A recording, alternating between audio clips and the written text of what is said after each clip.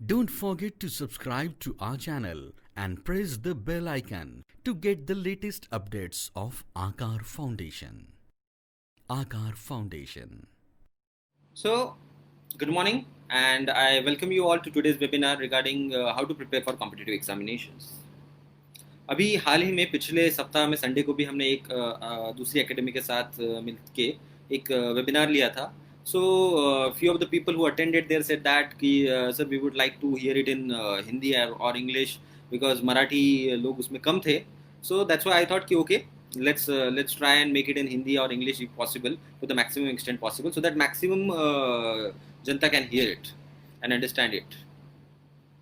So outside Corona is going on, people are still at home. I hope you people might be safe and doing good. So in today's age this positive word itself has become so negative. अगर कोई positive आ जाता है तो लोग डर जाते हैं भाई कि ये positive है. So ऐसे इसमें आपको मैं ये बोलूँ कि भाई be positive and prepare for exam. So so that becomes a little bit of a difficult task. Anyways, so when we look at these competitive examinations, so let look at things in perspective. Why are we taking this webinar today? When we look at India, इस भारत देश की अगर बात करें, भारत देश में 140 करोड़ लोग हैं. 140 करोड़ लोगों में से 65% लोग जो है वो 35 ईयर्स के बिलो है. इसका मतलब those people who are young and striving to get a job is huge. और पर्टिकुलर में आप इंडिया में एक क्रेज जानते हो कि गवर्नमेंट जॉब का बहुत बहुत भारी क्रेज है. That I want to join a government job because क्या, एक तो रुतबा मिलता है, पैसा मिलता है, स्टेटस मिलता है, शादी के लिए लड़की अच्छी मिल जाती है. सो बहुत सारी चीज़ें मायने रखती है. So that's why the people coming to competitive exams are huge in number. So if we take things in perspective, just for example UPSC civil services में 1000 सीट्स होती है और 1000 सीट्स के लिए लगभग 6 लाख लोग अप्लाई करते हैं. 6 से 7 लाख लोग. एक बैंक पीओ की एग्जाम होती है, एसबीआई पीओ, आईबीपीएस पीओ की एग्जाम. तो उसके लिए 4 से 5000 सीट्स के लिए 20 से 25 लाख लोग अप्लाई करते हैं. Even reserve bank of India जहां पे मैं अभी काम कर रहा हूं, इसकी एग्जाम में सिर्फ 100 सीट्स होती है. 100 सीट्स के लिए there are 3 to 4 lakh people writing the exam. So this huge is the competition. And when you want to go into such competition, I feel that you somewhere need a certain kind of a guidance. So if you look at the things, जैसे India में आपको success होना है, मतलब जैसे मान लो अगर आप महाराष्ट्र में सक्सेसफुल होना चाहते हो, as good as competing in Japan because population size is same. UP में आप होना चाहते हो as good as competing in entire Brazil because such huge is our population. पूरे इंडिया में आप कॉम्पीट करना चाहते हो तो यूरोप, यूएसए टोटल मिला के भी जितनी पॉपुलेशन नहीं होती जितनी पॉपुलेशन इंडिया की है, और उसमें भी यूथ सबसे ज्यादा है. So when you want to compete here in India, you are entering that zone. So you should know that how in how much depth of water you are getting into. This you need to have a clarity on. So let's begin this webinar by introducing myself. My name is Swapnil Siddharth Devre. I am manager at Reserve Bank of India. I have done my graduation from IIT Bombay, BTech in Metallurgical Engineering. I am basically from Amravati. So how I am eligible to give you this guidance? It's just because that कि मैंने ये 2 बड़ी बड़ी exams crack की है. IIT जो अपने 12वीं के लेवल पे मतलब वर्ल्ड में one of the very toughest exam मानी जाती थी हम जब देते थे, तो वो सब्जेक्टिव एग्जाम. सो वो exam I cracked it in a very first attempt. Reserve bank of India जिसमें मैंने आपको बताया 100 लोग सिलेक्ट होते हैं लगभग 3 से 4 लाख लोगों में, वो एग्जाम मैंने क्रैक की. तो इस एग्जाम के दौरान जो अनुभव मुझे आया, वो अनुभव मैं आपके साथ में शेयर करने के लिए यहाँ पर आया हुआ. लेकिन जब हम बोल रहे हैं कि 100 लोग सिलेक्ट होते हैं out of 3 lakh student, it means कि जो आप 99% से भी ज्यादा फेलियर का रेट है. So 99% are bound to fail in this exam.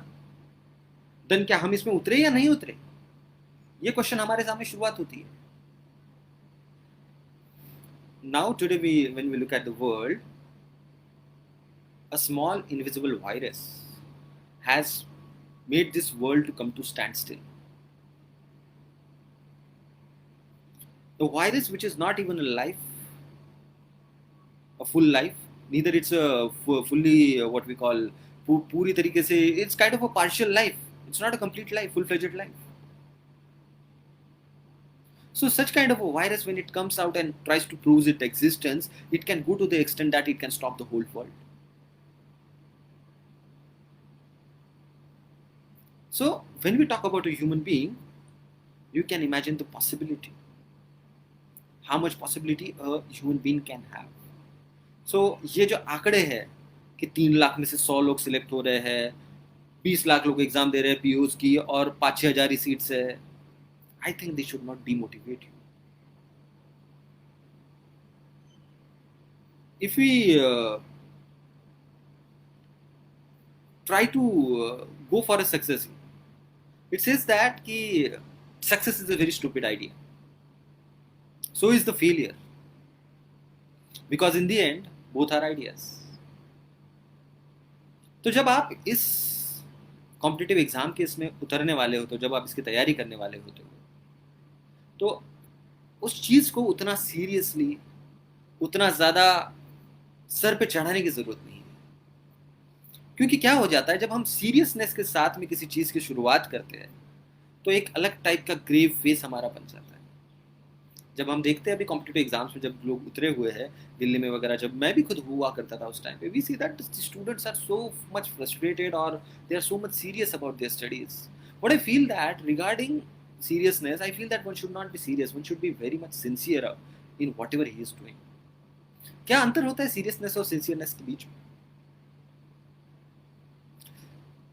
Serious लोग जो होते हैं वो अस्पताल में अच्छे लगते हैं. कोरोना में भी देखिए, अभी आप कोरोना में जो सीरियस होता है उसी को अस्पताल भेज रहे, बाकी घर पे ही है. What you need is a sincerity of your effort. इसमें अंतर बताने के लिए मैं बताऊँ आपको, अगर हमारे यहाँ पे जैसे कोविड अभी आया है, सो कोविड के चलते ये बोला गया था कि अगर हम 14 दिन सब लोग सिंसियरली घर पे रहते थे, तो 14 दिन में पेंडेमिक खत्म हो जाता था. हमने बहुत सीरियसली लिया इस चीज को कि पेंडेमिक है, ऐसा है, ये है, वो है, बट हमने उसको सिंसियरली नहीं लिया. सो यही अंतर होता है. जब आप किसी चीज को सिंसियरली करने की कोशिश करते हैं, उसको बहुत ज्यादा सीरियस बनाने की जरूरत नहीं होती. अभी 12वीं के रिजल्ट्स आए, 12वीं के रिजल्ट्स के बाद में आपने अभी देखा होगा, मैं I was very much surprised. एक 95% जैसे एक लड़के को मिले and he tried to commit suicide because उसको 95% मिले. एक अभी recently you know that a very successful actor committed suicide, Sushant Singh Rajput. ये क्यों? It's just because the simple idea which I said, that success is a stupid idea, so is the failure, because in the end both are the ideas. इसको हम sir में कितना बैठा के रखते हैं उसके ऊपर डिपेंड करता है. एक ह्यूमन बीइंग को ही ये कैपेबिलिटी मिली है. अगर अच्छे से देखें किसी चीज को, अगर आप किसी प्राणी को देखें, animal, have you seen an animal कि वो इतना हंसे जैसे कि एक इंसान हंसता है, हंस के इतना लोटपोट हो जाए कि उसकी आंखों में से आंसू आ जाए. क्या आपने कभी ऐसा सुना है कि this particular animal has conducted suicide? देखा है आपने कभी कि कोई एनिमल सुसाइड कर रहा हो, या कभी कोई एनिमल खुशी के मारे इतना खुश हो रहा हो कि वो उसके आंखों में आंसू आ रहे हो? ये पॉसिबल नहीं है. This possibility is only given to the human beings. So लेकिन जब आप अपने सक्सेस को इतना ऊपर चढ़ा लेते हो, तभी आप अपने फेलियर को भी उतना नीचे लेके आते हो. तो इसीलिए आपको इन चीजों को पर्सपेक्टिव में देखने की जरूरत है, that you are doing what is needed in the world. For example, if you fell down in a pothole, full of a shit, एक गटर में आप गिर गए हो, गंदगी में गिर गए हो, and if you try and say that वहां पे अगर चिल्लाने लग जाते हो shit, आपको क्या लगता है लोग आपको बचाने के लिए आएंगे? शिट सुनने के बाद में कोई वहां पे आने की कोशिश नहीं करेगा. क्यों आएगा कोई शिट के पास? If you try and say that it's gold, 10 people will come running. And obviously they will see you, they might pull you out. So you need to do what is required. Similarly, in this competitive exams only, you need to know that what is required. If you know what is required, then you will have a correct approach towards things. When you have a correct approach towards things, then things will happen. So when we look at these things, I feel that when we are going for this competitive examinations preparation, there are two aspects. One is what you do outside, that is कि आप जो पढ़ाई करते हो, जो आप activities करते हो, जो आप एग्ज़ाम लिखते हो, that is one thing. और सेकंड चीज़ जो होती है उसके पीछे जो बैकग्राउंड में आप होते हो, आपकी पर्सनालिटी, आपका माइंडसेट, आपके थॉट्स जो सारे चल रहे होते हैं. So what I feel, my experience through this examination which I have experienced when I'm sharing, I'll first focus on how a person should be from within while approaching these examinations. Because ये एक लंबी journey होती है, 2 से 3 साल minimum on an average लोग इसके अंदर देते हैं, और इस जर्नी में सक्सेसफुल होने के लिए एक परसिस्टेंस की आपको जरूरत होती है, एक अच्छे माइंडसेट की आपको जरूरत होती है. सो how do you approach about these things? I will first focus on that. Because क्या होता है जब हम सक्सेस और फेलियर के बारे में जब हम बात करते हैं, जब हम बहुत बार ये होता है इस एग्जाम्स में बहुत बार लोग फेल होते हैं, और अब why particularly I'm focusing on failure right now is because the time is of total negativity outside if you look at it, and there are people committing suicides after 12th results also, and इस lockdown के चलते लोगों को समझ नहीं आ रहा अभी exam कब होने वाली है next. they are depressed, they don't know what to do. So in such a period when there is instability and there is people are not able to do what needs to be done, and they are kind of going in a negative phase, it's the first point to address the negativity and then come to what are the positive things and how we go about it. You know, अगर मैं आपको एक 1000 या 2000 के note आपके सामने रखूं और आपको पूछूं कि कितने लोगों को ये 2000 के नोट चाहिए, अभी बहुत सारे लोग लाइव आ चुके हैं, सो आई थिंक सभी हाथ ऊपर करके बोलेंगे कि भाई मुझे ये 2000 के नोट चाहिए. अगर मैं उस नोट को ऐसा पकड़ के ऐसा क्रम्बल कर दूं, and then again I ask you that how many people want this 2000 का नोट, again पूरे के पूरे लोग हाथ खड़े करेंगे, मुझे चाहिए. Okay, if I put that note down, ऐसे जमीन पे डाल दिया, उसके ऊपर मैंने शूज से पैर रख दिया, उसको गंदा कर दिया, ऐसा नहीं करना चाहिए बाय द वे, बट ऐसा कर दिया, और आपको बोला कि कितने लोग को ये नोट चाहिए, आप क्या कहेंगे? हाँ, हमें चाहिए. What it shows is that a note, a currency note, does not lose its value because it has passed through a various kind of a difficult situation or it's looking ugly. Because that's a particular kind of a phase. So you also do not lose your value when you are in a particular kind of a thing, when you are in a particular kind of a zone, or you are faced with difficulty or a failure. So this is the human spirit that you need to keep alive while you are going through this exam. So let's begin that what are the things one need to have in their mindset. So the first thing that I would like to start with is that first and foremost thing which I have always stressed, even in the previous, if you have seen my previous webinar also, there would be many of the points which are getting repeated here, but these are that important, that's why I have to repeat them. First and foremost thing is a clarity of your mind. अगर आपको कहीं पे जाना है, for example आपको कहीं पे जाना है और आप रेलवे स्टेशन पे चले गए, किसी भी ट्रेन में जाके बैठ गए, ऑब्वियसली वो ट्रेन कहीं ना कहीं जा रही होगी, आप कहीं ना कहीं पहुंच जाओगे, लेकिन क्या आपको सच में वहां पे जाना था? मे भी हो सकता है वो ट्रेन जो है वो पार्किंग शेड में जा रही हो, या पता चले कि वो ट्रेन वहीं पे खड़ी रहने वाली हो दिन भर, और मे भी पता चला कि आपको जाना था जम्मू और वो पहुंचा रही है आपको Kanyakumari. So when you are heading towards a destination, when you are planning for a journey, you need to know that what is my destination, you need to be very clear about that. देखिए, जैसे मैं आपको मेरे दोस्त की कहानी बताता हूँ, वो हमारे साथ थे, he was in a very good profession in a private sector. आप उनको जानते भी होंगे शायद, गौरव अग्रवाल उनका नाम है, वो IAS के टॉपर भी रह चुके हैं.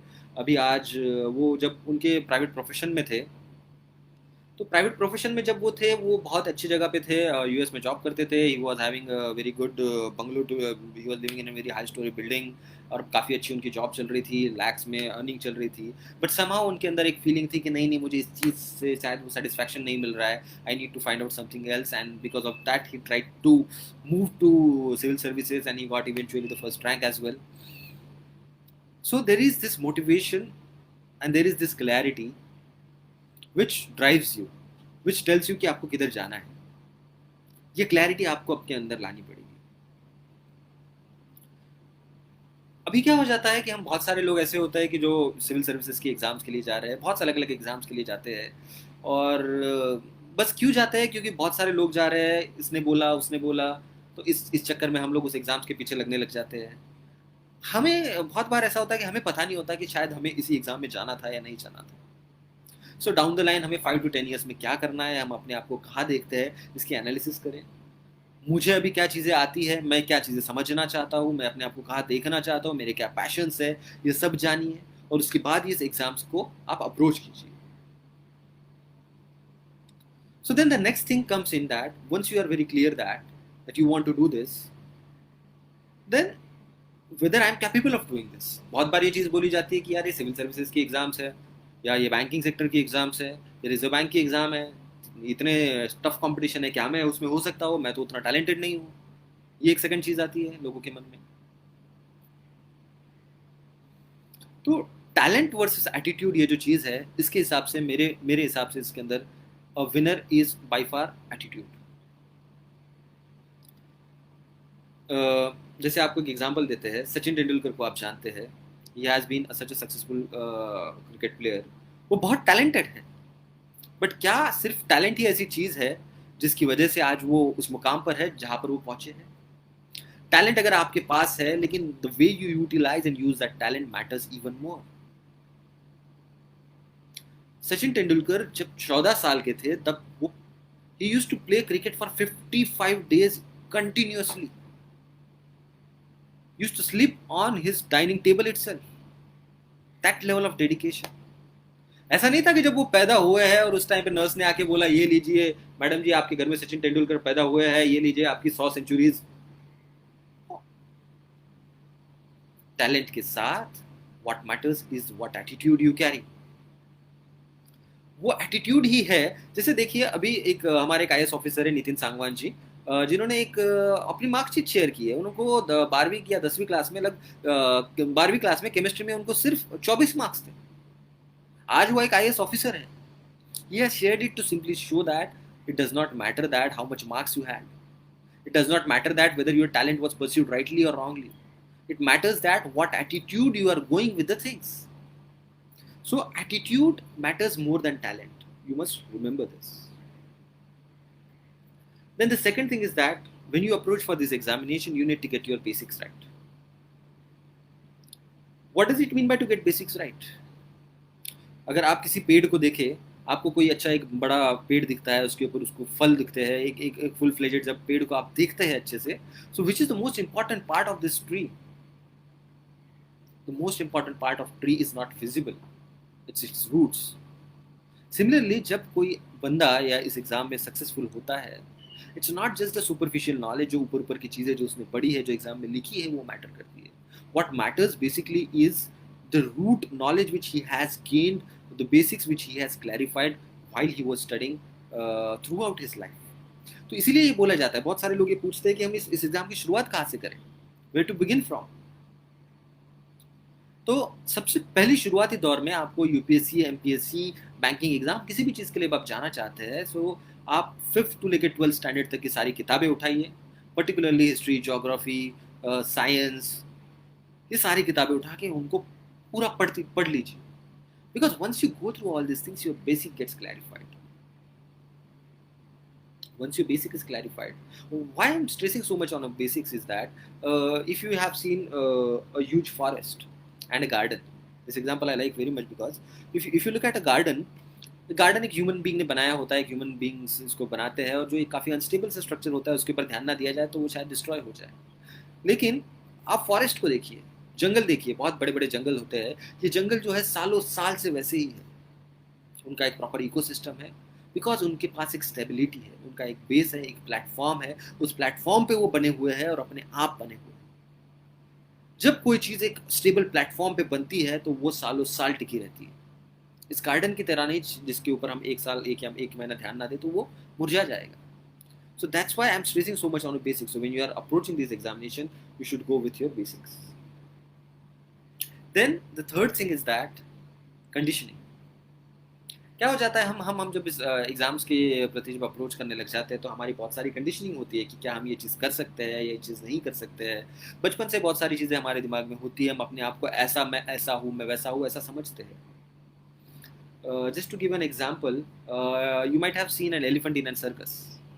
जब आप सर्कस के उस हाथी को देखते हैं, बहुत बड़ा हाथी होता है, उस हाथी को एक छोटी सी रस्सी से बांध के रखा होता है, और अगर आप देखना चाहे तो वो हाथी कभी भी चाहे तो उस रस्सी को एक पैर का झटका देके निकल के जा सकता है जंगल में, बट वो ऐसा करने की कभी कोशिश भी नहीं करता है।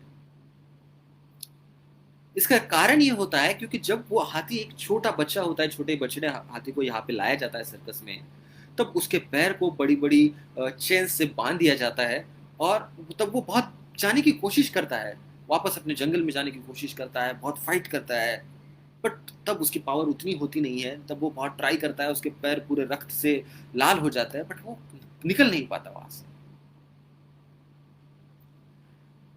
तो कुछ महीने ट्राई करने के बाद में उसको एक चीज पता चल जाती है कि how so ever much I try here, I am not going to get out from here, यहाँ से मैं निकलना मेरे लिए असंभव है। वो चीज, वो कंडीशनिंग उसके दिमाग में इतने स्ट्रांगली बैठ जाती है कि वो बड़ा होने के पश्चात भी बिल्कुल ये सोच भी नहीं पाता कि क्या मैं यहाँ से निकल सकता हूँ। उसके दिमाग में ये बात आती भी नहीं है। सिमिलरली हम लोगों के साथ यही होता है। बचपन से हम अलग अलग अनुभवों के थ्रू गुजरते हैं। जैसे कि यार मुझे तो मैथ्स तो बिल्कुल जमता ही नहीं भाई, वो तो मेरे पल्ले पड़ने ही नहीं वाला, क्योंकि एक बार मैथ्स में गलत नंबर आए थे, टीचर ने मार लगा दी थी, मेरे को जमता ही नहीं है ये सब्जेक्ट। और भाई पढ़ाई तो मेरे बस की बात नहीं है, मैं मुझे बाकी चीज़ें बोल लूँ जो करनी है मैं कर लूँगा, लेकिन पढ़ाई तो मुझसे नहीं होने वाली। Like these are the conditioning I am talking about. So ये जो अलग अलग टाइप की कंडीशनिंग है, you need to identify that. उसी हाथी की तरह आपके साथ हो रहा है, ये आपको समझने की जरूरत है।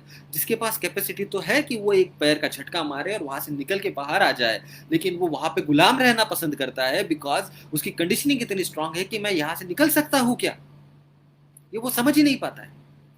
सो जब आप इन एग्जाम्स को अप्रोच करने वाले होते हो तो आपको ये चीज़ पहले क्लियर कट कर लेनी होती है कि भाई इस एग्जाम के लिए आपको बेसिक्स राइट होने की ज़रूरत होती है। इस एग्जाम के लिए आपको बहुत ज़्यादा टैलेंटेड होने की ज़रूरत नहीं होती है, आपको इसके लिए सही एटीट्यूड रखने की ज़रूरत होती है। ये चीज़ें जब आप आपकी कंडीशनिंग में लाते हो और आप अपने आप को देखने की कोशिश करते हो कि मेरी कंडीशनिंग किस टाइप की है, मैं अपने आप को जब समझने की कोशिश करते हो कि मेरा माइंडसेट किस टाइप का है, तब आप सही दिशा में आपका जर्नी शुरू करते हो। जब आप सही दिशा में आपका जर्नी शुरू करते हो तभी आप आपके डेस्टिनेशन पे पहुंचने की एक काबिलियत रखते हैं। सो कंडीशनिंग के बारे में जब हम देखते हैं तो ये चौथी चीज हो जाती है हमारी जर्नी में जो सबसे ज्यादा इंपॉर्टेंट है। First thing is that you need to be sincere not serious. Second thing is that you need to have attitude not talent. Third thing is that you need to get your basics right. And the fourth thing is that you need to manage your conditioning. Then the fifth thing which comes up is that I'll start with this an example is that अगर मैं आपको बोले एक अनोखा bank account आपके लिए open करके देता हूँ, मैं आपके लिए एक बैंक अकाउंट आपके लिए ओपन करके दिया और उस बैंक अकाउंट में आपको बोलता हूँ कि रोज के 86,400 रुपीज़ मैं जमा करूँगा और ये 86,400 रुपीज़ आपको उसी दिन में इस्तेमाल करने हैं। वो बैंक का अकाउंट ऐसा है कि वो अकाउंट जो है वो डेली ज़ीरो हो जाता है। मतलब अगर आपने इस्तेमाल नहीं किया वो पैसा तो वो ज़ीरो हो जाएगा। तो आपको 86,400 रुपीज़ में डेली बेसिस पे देता हूँ, रोज आपके अकाउंट में क्रेडिट करता हूँ और आपको बोलता हूँ कि शाम तक इसका इस्तेमाल कर लीजिए। तो बताइए कितना मूर्ख होगा वो आदमी जो उसका इस्तेमाल नहीं कर रहा है और उसके अंदर के जो पैसे हैं उसको ऐसे ही जाया जाने दे रहा है शाम तक।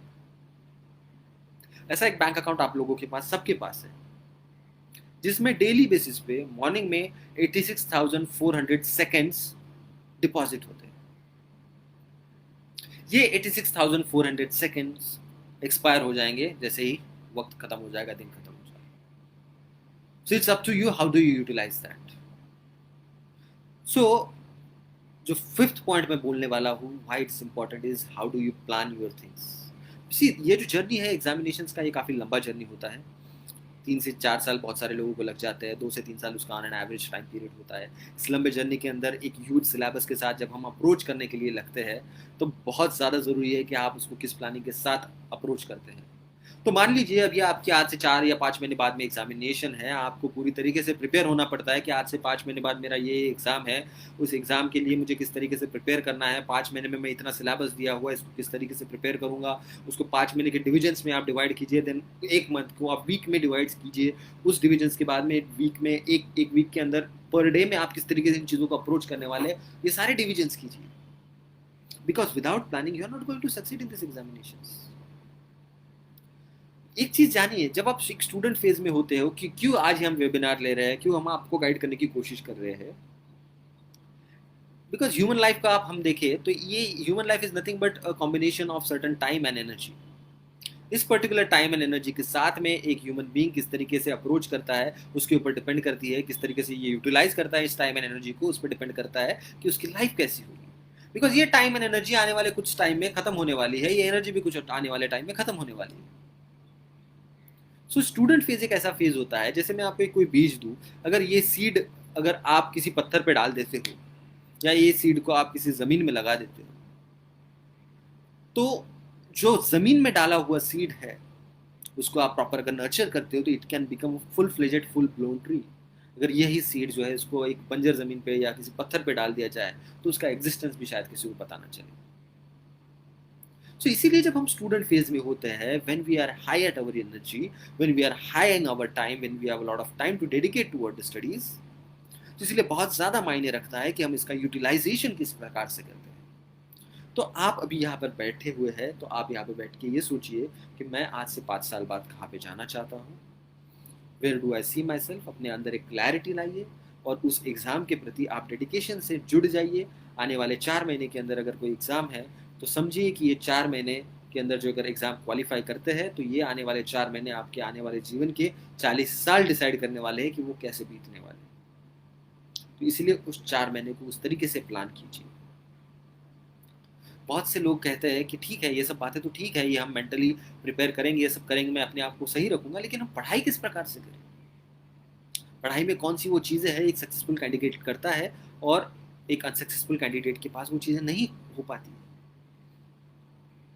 एक चीज़ जानिए कि जब आप पढ़ाई करते हैं, when you are in the studies, your preparation moves like this, a sinusoidal curve. बहुत बार उसमें अप्स होते हैं, बहुत बार उसमें डाउन्स होते हैं। तो आपको ये चीज़ समझनी होती है that you need to utilize this up in a very efficient way. There are certain moments in your life when you are studying, when you feel that to study much you want, you are very much passionate, when we are very much motivated. At the time you have to utilize your best to get the best studies done from your side.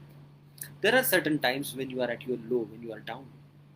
During such times when you are approaching your studies, you need to know that first of all you have to accept it that this is my low. I may not be able to perform in the way I want to, and then you need to do maximum you can during this period. You need to track your performances. You need to use a stopwatch that how many hours I'm studying in a day. ऐसा नहीं कि बैठे हैं दिन भर, मतलब 5 घंटे बैठे हैं, 7 घंटे बैठे हैं तो मेरी उतनी स्टडी हो जाएगी। It's not like that. So आपको स्टॉप वॉच का जब इस्तेमाल करते हैं तो आपको पता चलता है कि आप कितने घंटे उसकी पढ़ाई कर रहे हो। और जब आप इस एग्ज़ाम्स के थ्रू जाते हो तो बहुत सारे लोगों का ये रहता है कि यार मेरा मन नहीं लग रहा है पढ़ाई में, I am not able to concentrate, how do I go about it. अगर आप अच्छे से देखिए, अगर आपको किसी ने बोला कि भाई चलो आजा क्रिकेट खेलते हैं, क्रिकेट का मैच खेलते हैं, तो क्रिकेट का मैच आप जब खेलने जाते हैं तो आप काफ़ी इजीली उसको खेलते हैं, मज़ा आता है। आप ये नहीं सोचते कि यार मैं जीतने वाला हूँ क्या, इसमें मेरे को जीतना ही है, मेरे को कोई अवार्ड मिलेगा क्या, मेरे को क्या वर्ल्ड कप मिलने वाला है क्या। नहीं, आपको खेलना होता है, आप दोस्तों के साथ बाहर जाते हैं, खेलते हैं, आपको दोस्तों के साथ हैंग आउट करना होता है। You speak to people and you feel that कि ठीक है यार, मतलब आपको अच्छा लगता है हैंग आउट करना, you feel don't feel any compulsion in doing that. But when you go for studies you feel कि यार नहीं, अब नहीं होने वाला मेरे से पढ़ाई, बहुत कर लिया, अब अभी नहीं होने वाला मुझसे पढ़ाई। ये ऐसा क्यों होता है? इसका one of the major reason is that when you are trying to do with something with compulsion, you cannot do it for a longer time. You need to generate that willingness within you. When you generate a willingness within you, then things starts to happen, you start to do that. When you pick up a book in front of you, you feel that as if you are romancing with your girlfriend. That kind of intensity and involvement and intimation you need to bring while you are studying, while you are with your books. अगर आप ऐसा नहीं करते हैं तो 1 घंटे में बहुत स्वाभाविक है कि आपको लगे कि यार अभी किताब बंद करके बाहर घूमना चाहिए, किसी से बात करनी चाहिए। बहुत बार लोगों को होता है कि उनको आलस आता है, उनको लगता है कि I am feeling very lazy, ठीक है अभी नहीं पढ़ते हैं, अभी थोड़ा रिलैक्स करते हैं, थोड़ा रेस्ट करते हैं। ऐसे लोगों के लिए मेरा बस एक ही कहना है कि अगर आप रेस्ट करना चाहते हो तो सबसे अच्छी चीज़ पता है आपको रेस्ट करने के लिए कौन सी होती है? आप लोग सब जानते हो उसको, इट्स योर ग्रेवयार्ड। इसीलिए तो कोई मर जाता है तो हम सब बोलते हैं कि भाई रेस्ट इन पीस। यहाँ पे आपको जो रेस्ट मिलने वाला है ऐसा रेस्ट कहीं पे नहीं मिलने वाला। So when you are born and you are going to die, when you know that after you are dead you are going to be resting all your, what you said, once you are dead. So it is the activity, it is the liveliness, it is the spontaneity in your life which says that you are alive. It's the laziness or this restfulness or going for that I want, मुझे relax करना है, मुझे पढ़े रहना है, मैं तो सोते रहूँगा, ये जो चीज़ है ना, this is nothing but a kind of a death you are experiencing when you are alive. So being active, because activity is a sign of a life. So if you want to prepare for this examination, better be active. Know that you have a lot of time after dying to take all the rest you want to take. When you are alive, when you are on this planet, when you want to be here, make it sure that when you are here, you do the things in a way that these are things are remembered outside forever. So when we come for a next thing, जैसे कि मैं बात कर रहा था कि अबे हमें हमें क्या करना होता है इस एग्ज़ाम के दौरान। तो जैसे हम इसको अप्रोच कैसे करें? अप्रोच आपको करना होता है तो आप किसी एग्ज़ाम की जो एग्ज़ाम आप करना चाहते हो, आप उसका सिलेबस फर्स्ट ऑफ ऑल देखिए। What are the things that is covered in the syllabus. Once you go through the syllabus then try to get that कि इस सिलेबस के थ्रू क्या-क्या क्वेश्चंस पूछे गए हैं। जो क्वेश्चंस पूछे गए हैं ये जानने की कोशिश कीजिए कि इस सिलेबस का ये क्वेश्चन जो पूछा गया है, ये इस एग्जामिनर ने किस माइंडसेट के साथ पूछा है। एग्जामिनर के माइंडसेट में जाने की कोशिश कीजिए। जब आप ये सब समझने की कोशिश करते हो, तब आप ये जानते हो कि ये पर्टिकुलर एग्जाम किस तरीके से अप्रोच करना है। जब आप उस एग्जाम के अप्रोच के बारे में जानने लग जाओगे, तब आपका स्टडी उस पर्टिकुलर एग्जाम्स के लिए फोकस तरीके से होगा। क्योंकि एग्जाम्स के लिए सिलेबस मोर और लेस एक जैसे ही है इन सारे एग्जाम्स के देखे जाए तो it's more of a general studies, but हर एक एग्जाम का अप्रोच अलग अलग है। तो किस प्रकार का अप्रोच आपको लेना है, ये आपको उस पर्टिकुलर एग्जाम, जैसे यूपीएससी के लिए आप जाना चाहते हो, तो आईएएस के एग्जाम्स के लिए they ask you a very current based questions. आप आरबीआई के एग्जाम्स के लिए जाना चाहते हो तो उसके अंदर आपको बैंकिंग के, सोशियो इकोनॉमिक्स के, फाइनेंस के क्वेश्चंस आपको पूछे जाएंगे, जिसका करंट रिलेवेंस भी होता है। अगर आप SBIPO या बाकी IBPSPO के एग्जाम्स के लिए जाना चाहते हो तो that is more of a numerical kind of examination, जहाँ पे क्वांटिटेटिव एबिलिटी आपकी, लॉजिकल टेस्टिंग एबिलिटी आपकी चेक की जाती है। तो हर एक एग्जाम का अप्रोच आपको समझना होता है और उस अप्रोच के साथ में आपको आगे बढ़ना होता है।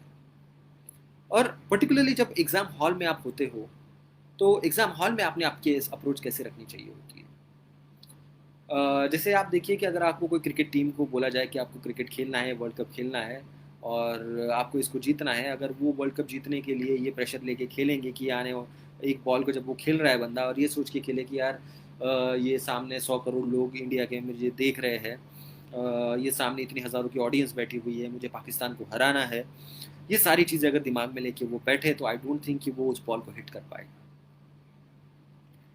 क्या चीज़ करनी होती है उस क्रिकेटर को उस पर्टिकुलर मोमेंट में इज़ दैट कि वो सामने आने वाली बॉल को सिर्फ एक बॉल की तरह देखे और अपने बल्ले को एक बल्ले की तरह देखे और ये चीज़ समझे कि मुझे इस बॉल को सिर्फ मारना है इस मोमेंट में, बाकी और कुछ नहीं करना है।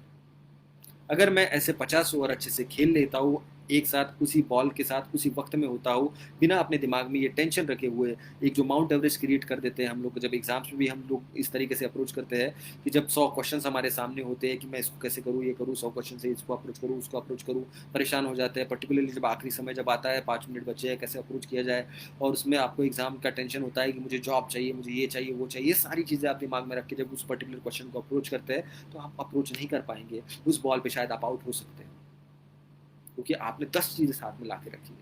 अगर सिर्फ आप उस बॉल को ही देखें बिना किसी चीज़ को दिमाग में रखे हुए और सिर्फ ये लक्ष्य रखें कि मुझे सिर्फ इस बॉल को हिट करना है, तो आप उस बॉल को काफ़ी अच्छे से हिट कर सकते हैं। और ऐसे 50 ओवर आप सबसे अच्छे तरीके से खेल लेते हैं तो आपके जीवन की सबसे अच्छी क्रिकेट आपने खेल ली है उस पर्टिकुलर दिन। क्योंकि बड़े से बड़ा खिलाड़ी भी डिपेंड करता है, वो कभी 0 पे आउट होता है या कभी बहुत अच्छे रन बनाता है। ऐसा नहीं कि उसमें क्षमता कम है, लेकिन उस पर्टिकुलर टाइम पे, उस पर्टिकुलर मोमेंट में, उस पर्टिकुलर मैच में उसका परफॉर्मेंस किस तरीके से है, उस पे डिपेंड करता है कि वो whether he will be success और a failure. So during exam you need to follow this approach that when you are with a question, you are with a question and only with that question. उसके लिए आप time watch लगाइए, 1 minute का time है, ठीक है, मैं इस क्वेश्चन के साथ हूँ, उस 1 मिनट में मुझे क्या आता है उसके साथ मैं उसको अप्रोच करूंगा। Then in the next moment, next minute I have to be with the next question.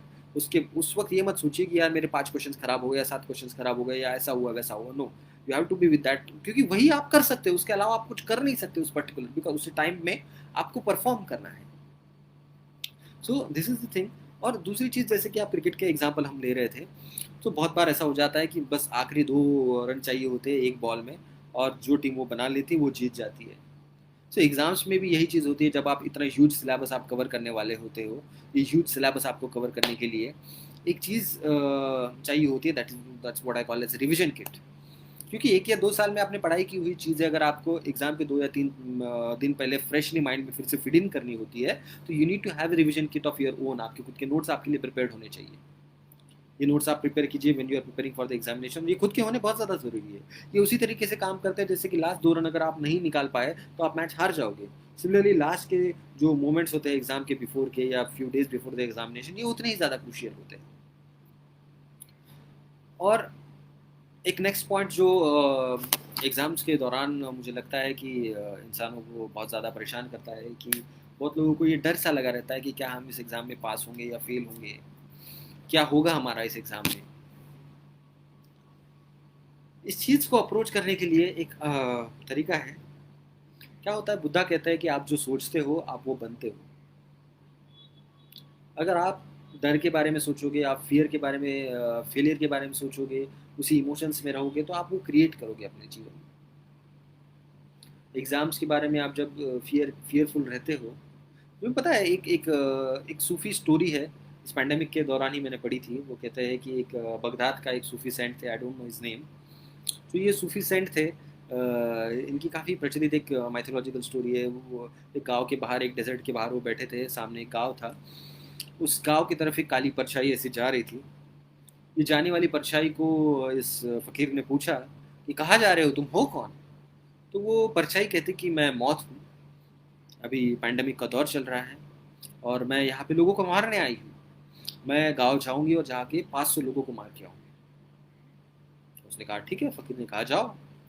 तो इसी तरीके की जो विपदा आ पड़ी थी, उस विपदा के दौरान वो मौत गई। 15 दिन बाद जब वो वापस आ रही थी तो फ़कीर वहीं बैठा था। फ़कीर ने देखा कि 500 नहीं, 5000 लोगों को लेके आ रही है मौत। तो उसने पूछा कि यार तुम कैसे बेईमान हो? फ़कीर ने बोला तुम कैसे बेईमान हो? मौत होके भी तुम धोखेबाजी करती हो। तुम गई थी कि मैं 500 लोगों को मारूंगी और तुम मार के आई 5000 लोगों को। तो ये जो काली परछाई, ये जो मौत है, ये कहती है कि मैं तो गई 500 लोगों को मारने के लिए ही थी। ये 5000 अपने आप डर के मारे मर गए। उन्होंने देखा कि भाई दूसरे मर रहे हैं, मैं कैसे जिंदा रह सकता हूं, मुझे भी तो मरना ही चाहिए। तो यही होता है डर का। डर में इतनी पावर होती है कि डर, आप जिस चीज को डरते हो वो चीज रियलिटी में उतर सकती है। जैसे आपको अगर मैं बोलूं, एक एग्जाम्पल था इसका। एक माउंटेनियरिंग जब बड़े बड़े पहाड़ों पर चलते चढ़ते हैं, वो नीचे उतरने वाले थे। तो नीचे उतरते वक्त शाम का वक्त हो चुका था और नीचे उतरने वाले थे कुछ ही घंटों में। ऐसा होगा कि वो फिसल गई। वो फिसल गई और रस्सी उसने पकड़ के रखी। अब रात के अंधेरा होने की वजह से उसको नीचे नहीं दिखाई दे रहा था कि कितना अंतर बचा हुआ। वो बहुत डरी हुई थी और उस डर के मारे क्या हुआ, उसने कोशिश ही नहीं की कि वो नीचे जंप करे। कैसे करेगी, उसको नीचे दिखाई नहीं दे रहा कि कितना अंतर बचा हुआ है। अब हिमालयाज और इसके जो माउंटेन्स होते हैं, जो बर्फीले पहाड़ होते हैं, इसके अंदर वो वहीं पे फ्रीज हो गई। उसका हाथ ऐसा जम गया, वो वहीं पे ऐसे जम गई पूरी तरीके से। लेकिन नीचे कूदने की उसने हिम्मत नहीं जुटाई, जमकर ही वैसे ही मर गई उसी जगह पर। जब उनके दोस्त लोग, जब बाकी टीम्स वहां पर जाके पहुंची तो देखा नीचे सिर्फ 1 या 2 फीट का ही अंतर बचा हुआ था, इतनी वो नीचे आ चुकी थी। लेकिन अगर वो हिम्मत करती और 2 फीट के लिए वो जंप लगा लेती, क्योंकि उसे दिख नहीं रहा था, उसके मन में वो डर था कि कितना अंतर है मुझे पता नहीं, मैं मर जाऊंगी। तो वहीं पे फ्रीज हो गई, लेकिन शी कुड नॉट जंप। सो ये डर कर सकता है हमारे साथ, और यही अनक्लियरिटी भी कर सकती है। जैसे मैंने शुरुआत में बोला था कि आपको क्लियर होना होता है चीजों के प्रति। आपको जब दिखाई ना देता हो तो आप कितने भी अच्छे माउंटेनियरिंग के कोर्स किए हुए लोग हो, you can die. So how do you handle this fear of failure? It matters a lot. जब आप एग्जाम के लिए अप्रोच कर रहे हो तो उसको उस नेगेटिव माइंडसेट के साथ ना अप्रोच कीजिए। फेलियर होता है तो क्या होगा, इसके लिए आप बैकअप प्लान तैयार करके रखिए कि ठीक है, इसमें नहीं होता है तो मैं ये चीज़ ट्राई करूंगा, ये चीज़ ट्राई करूंगा, ABCD आपके प्लान आप तैयार करके रखिए। लेकिन उस इमोशंस के साथ इस एग्ज़ाम को अप्रोच मत कीजिए, उस इमोशन के साथ इसकी पढ़ाई मत कीजिए। फिर जो नेक्स्ट पॉइंट, जो आखिरी पॉइंट मैं बोलना चाहूँगा और शायद इसी के साथ मैं एंड करूँ, कि जब आप इन एग्जामिनेशंस के लिए तैयारी करते हो तो जो सबसे इम्पॉर्टेंट चीज़ होती है वो होती है मेरे हिसाब से कि the involvement and the intensity which you approach this examination. आप जिस इन्वॉल्वमेंट और इंटेंसिटी के साथ कोई भी चीज़ करते हो, वो इन्वॉल्वमेंट एंड इंटेंसिटी ही उस एग्ज़ाम में आपका सक्सेस और फेलियर डिटरमाइन करती है। एक बहुत ही अच्छा एग्जाम्पल मुझे इसके लिए याद आता है, जो हमेशा मैं देता भी हूँ, कि अगर आपने देखा होगा कि फीफा वर्ल्ड कप जो होता है फुटबॉल का, उसके अंदर फीफा वर्ल्ड कप एक ऐसा वर्ल्ड कप है जिसके अंदर लगभग 200 से 300 करोड़ लोग एक साथ ये देखते हैं, क्योंकि आधा आधा वर्ल्ड ये फीफा वर्ल्ड कप देखता होता है। सो जब ये वर्ल्ड कप लोग देखते होते हैं 300 करोड़ लोग, क्यों ये पर्टिकुलर लोग, इतने सारे लोग उस पर्टिकुलर रोनाल्डो को या मेसी को देखते हैं कि इस तरीके से वो बॉल को मारेगा? बिकॉज अगर आपको बॉल को मारना होता है तो अगर आप किसी भी इंसान को बोले कि भाई तू ये बॉल को हिट कर, तो आराम से हिट कर सकता है। एक छोटा बच्चा भी बॉल को पैर से मार सकता है, आप भी मार सकते हैं, मैं भी मार सकता हूँ, लेकिन वो पर्टिकुलर इंसान उस पर्टिकुलर मोमेंट में, उस पर्टिकुलर मैच में इतनी इंटेंसिटी और इतनी इन्वॉल्वमेंट के साथ वो चीज़ को अटेम्प्ट करता है, ये चीज़ से करता है, और इस तरीके से वो फुटबॉल खेलता है कि 300 करोड़ लोग उसको देखने के लिए क्यूरियस हो जाते हैं। तो ये पावर होती है इन्वॉल्वमेंट एंड इंटेंसिटी। सो जब आप लोग किसी चीज़ को इन्वॉल्वमेंट और इंटेंसिटी के साथ अप्रोच करते हैं, so it is bound to create very good results. So मैं आशा करता हूँ, इस आखिरी पॉइंट के साथ मैं अपने आप को एंड करता हूँ इस लाइव वेबिनार को, और आशा करता हूँ कि इसके अंदर जो मैंने चीज़ें बताई हैं, first thing is that you get a clarity that what you want to do. Secondly, you get an attitude of a winner, that you want to approach this exam in this and this way, and it's not dependent so much on a talent but your attitude. Then you approach this exam with your sincerity and not seriousness. Then the fifth thing is that you are willing and not driven by a compulsion कि मुझे ये करना है इसलिए मैं कर रहा हूँ. Then you get your basics right. Then lastly, you handle this examination in such a way that the fear does not come in your way, because fear has a lot of impact on results. And last but not the least, with what intensity and involvement you are approaching this examination. So all these things matters a lot. इसी mindset के साथ अगर आप इस examination को approach कर रहे हैं, बिकॉज अगर आपको इन्फॉर्मेशन की ज़रूरत है तो इन्फॉर्मेशन आपको नेट पे बहुत सारी मिल जाएगी कि किस एग्ज़ाम का पैटर्न कैसा है, किस एग्ज़ाम के लिए कितनी किताबें पढ़नी है, कैसे पढ़नी है, ये सारी चीज़ें आपको नेट पे बहुत जगह पे मिल जाएगी। बट ये जो चीज़ें मैंने बताई, ये मेरे खुद के अनुभव से जो मैंने सीखी थी, मैंने सोचा कि ये अनुभव मैं आपके साथ शेयर करूँ। आकार फाउंडेशन ने आज मुझे यहाँ पर बोलने का जो मौका दिया, और इस लाइव वेबिनार के थ्रू आप सबके पास पहुँचने का जो मौका दिया, इसके लिए मैं आप सबके बहुत बहुत आकार फाउंडेशन का धन्यवाद करता हूँ, राम वाग सर का धन्यवाद करता हूँ, और आप सब जो लोग यहाँ पर लाइव आके मुझे सुन रहे हैं इस लॉकडाउन के पीरियड में भी, उस सबका मैं धन्यवाद करता हूँ, और इसी के साथ ये लाइव वेबिनार यहाँ पर समाप्त करता हूँ। Thank you so much for joining.